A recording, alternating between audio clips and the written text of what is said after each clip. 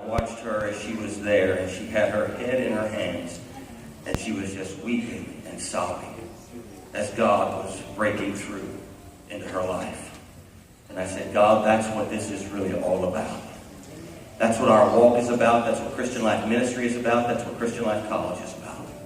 And when I saw her, Brother Lopez, it reminded me of her mother 25 years ago. Mm-hmm. We know her as Sister Butler. Mm-hmm. And so tonight her daughter is going to come and bring the word of exhortation. God bless her as she comes.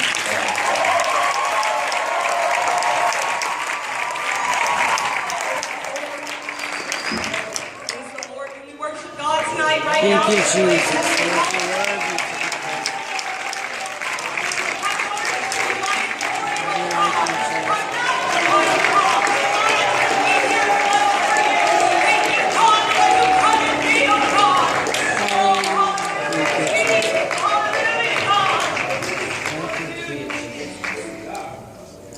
First, I'd like to give honor to Brother Bishop and Pastor Lopez and Pastor Haney and the rest of the pastoral staff.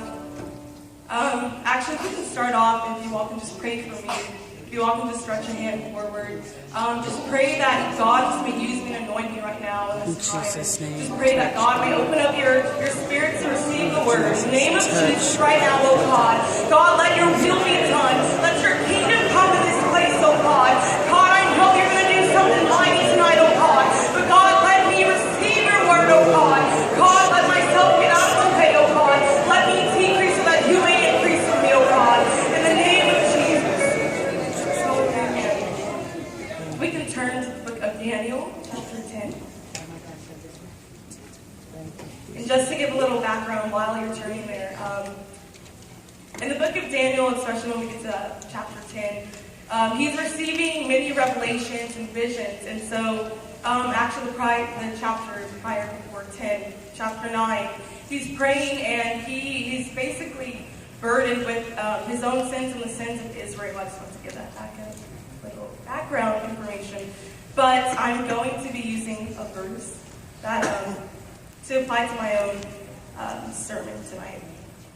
So starting with verse 2, it says, "In those days I, Daniel, was mourning 3 full weeks. I ate no pleasant bread, neither came flesh nor wine in my mouth. Neither did I anoint myself at all till 3 weeks were fulfilled." And dropping down to verse 12, verse 13, it says, "Then he said unto me, Fear not, Daniel, for from the first day that thou didst set thine heart to understand and to chasten thyself before thy God, thy words were heard. And I came forward, and I am come for thy words. But the prince of the kingdom of Persia withstood me 21 days, and but lo, Michael, one of the chief princes, came to help me, and I remained there with the kings of Persia."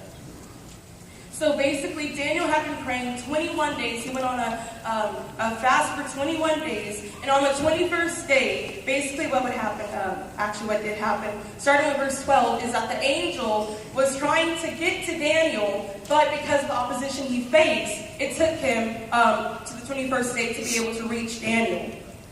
So basically, Daniel had been praying 21 days, like how I said. And it just made me think as I was reading this, how I reflected it back on me, and after some days, and after maybe a week or a few days of prayer and fasting, if we don't get the result that we want, how we're so easy to quit and to give up.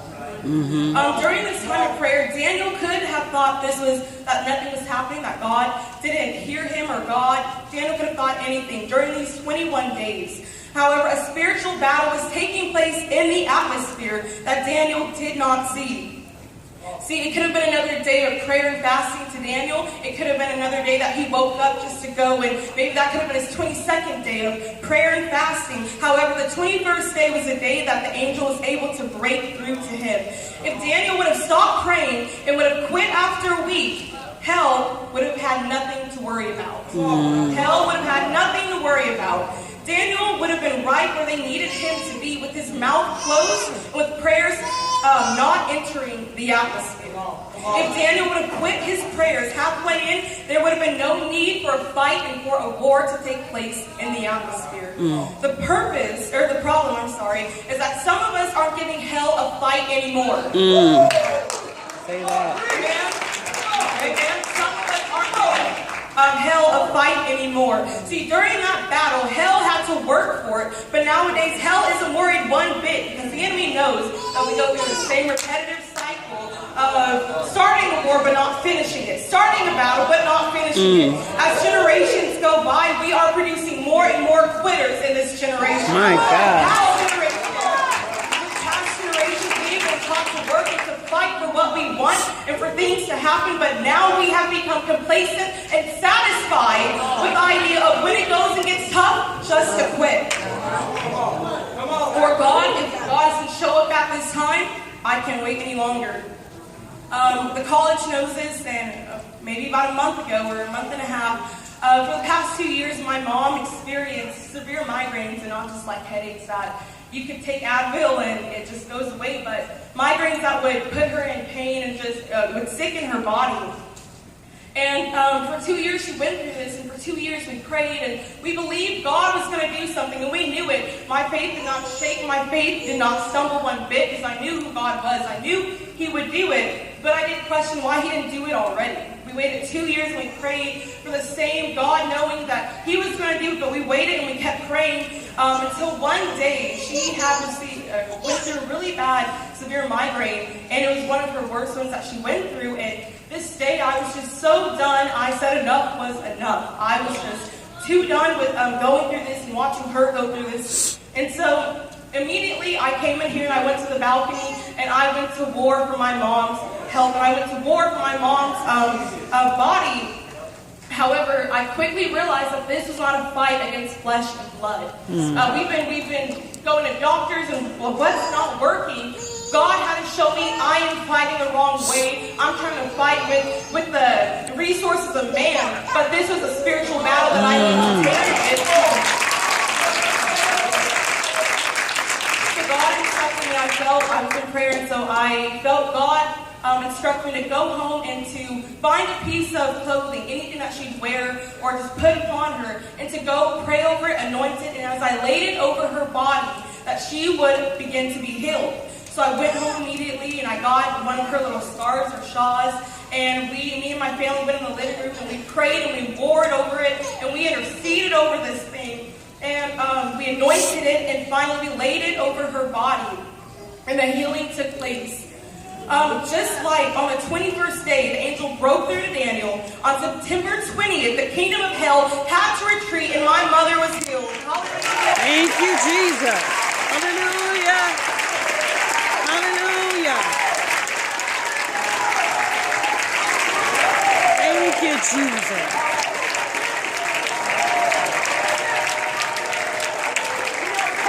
Thank you, Jesus. Hallelujah.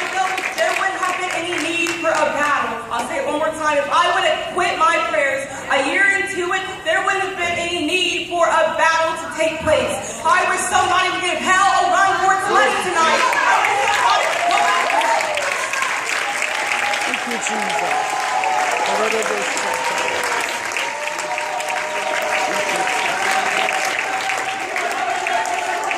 Thank you, Jesus. Hallelujah, hallelujah.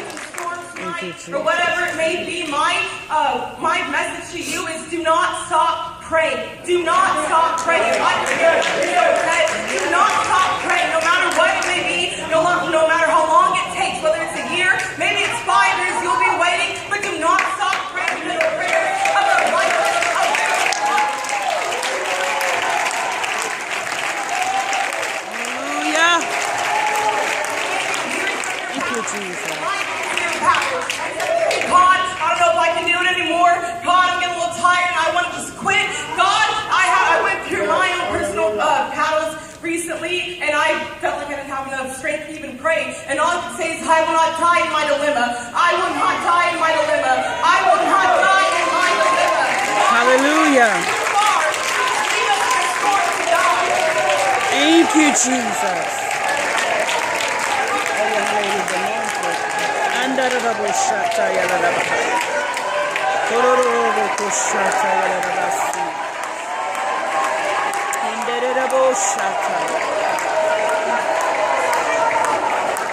Thank you, Jesus.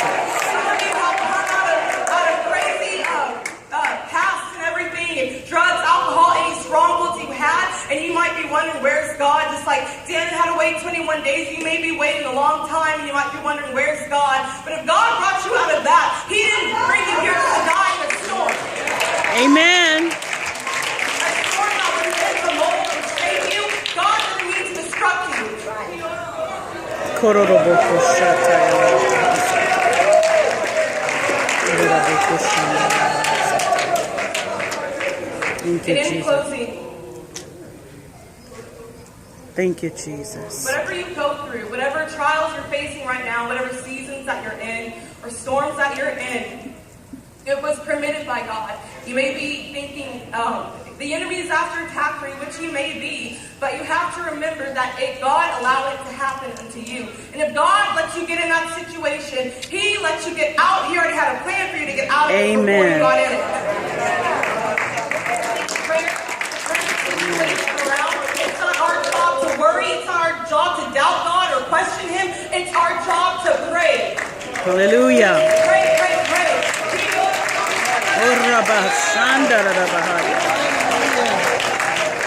Thank you, Jesus. Thank